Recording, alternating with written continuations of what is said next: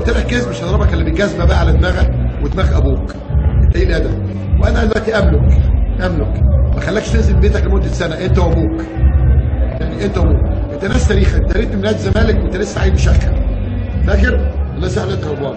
انا اللي رجعتك الحقيقه. وانا احمد مرتضى اللي مش عاجبك ده، اللي لو مش عايز اقول لك يعني جزمته بدماغك، واقسم بالله يا ميدو انا اخلي اصغر عيل عندي في الرمل هيضربك بالخرزان على مؤخرتك عشان يفوقك.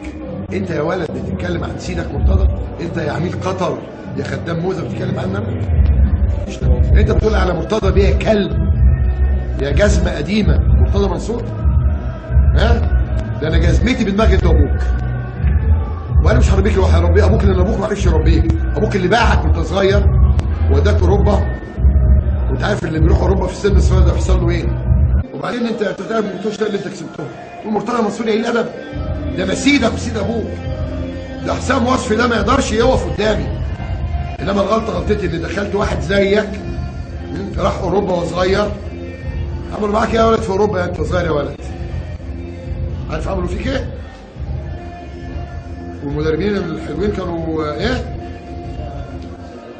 انسان سافل مش متربي. ها؟ هكشف عليك واديك الطب الشرعي. انت شايف شكلك عامل ازاي؟ هتروح الطب الشرعي وحط امك. كل كلمه قلتها غلطت فيها.